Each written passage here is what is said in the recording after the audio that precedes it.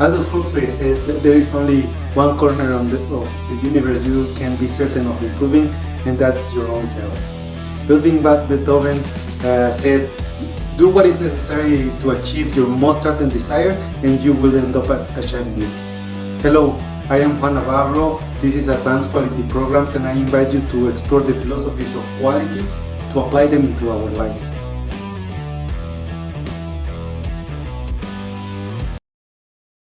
Today we are going to talk about Kaizen. This is a concept quite popular among the quality philosophies, based primarily in constantly creating actions aimed to improve all levels of an organization and consequently producing continuous and sustainable positive improvement. The word Kaizen comes from two words. Kai, that means change, and Zen, that means good change. This philosophy started developing on the 1950s when the USA sent groups of experts of statistical methods and process control to Japan with the intention of providing consultancy services to industries that were in struggle after the end of the World War II. Among these experts were Dr. Edward Deming and Joseph Duran, who saw their applied methods evolve quickly as they combined within the deep-rooted discipline of the Japanese culture. The impact of this development was that profound that it started the miracle of the Japanese economy and led the country to become one of the world's major economies.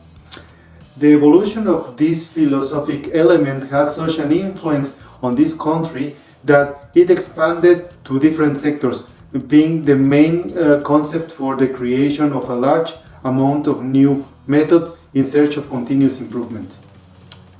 It was so important for Japan's culture that a national award was created annually recognizing the person or organization that makes the greatest contribution in the field of total quality management in either engineering, science, or industry. This award is given every year on national television.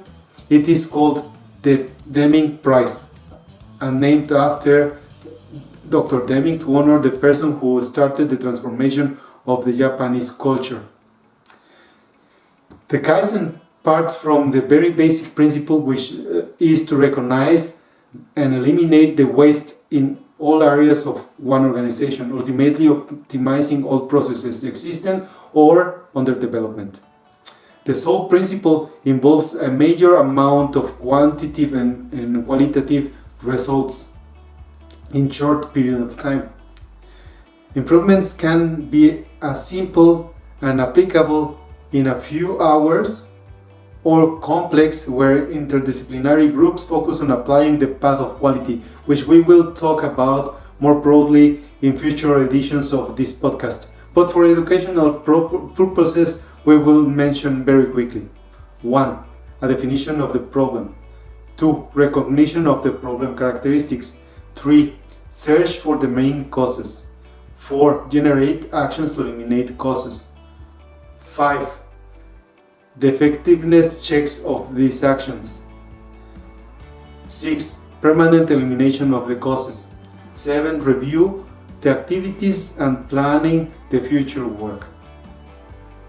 Okay, this philosophy, its methods and applications have evolved into several tools with different degrees of complexity over the past 70 years, all starting from the principle that ideas are useless if they are not implemented, always focusing on the principle of accumulating small improvements to ensure a sustained progress. With concepts as simple as rethinking the concepts of waste or problems by calling them areas of opportunity. Now, if this philosophy could change the fate of an entire nation, just imagine what can it do for us as an individual. Every one of us can implement the Kaizen cycle in our daily lives. focusing on identifying our areas of opportunity and thereby optimizing our personal resources, even in the most individual areas such as physical and mental health. Take, for example, feelings of bitterness, resentfulness, suffering, or anxiety.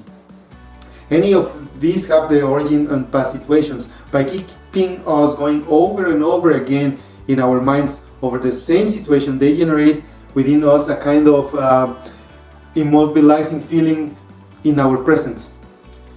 They create a waste of energy and also time, since the past situation has already left us teaching for better or worse, but reliving, we won't change the result. Now, as human beings, we know that leaving these feelings behind overnight is quite difficult, especially if we have been reliving the causes over the years. The opportunity that this philosophy drives us to take is small steps at a time, making a small change every time and keep it doing this continuously, replacing the areas that we want to improve with more positive feelings that could lead to a more fulfilling life of quality, redefining those old habits as learnings, gratefulness, knowledge, wisdom, always one at a time, building in us a habit of progress and continuous growth. This week, I challenge you to look for an area of personal opportunity and try to make a little change for good in you. I know I will. And together we can start walking down the path of quality.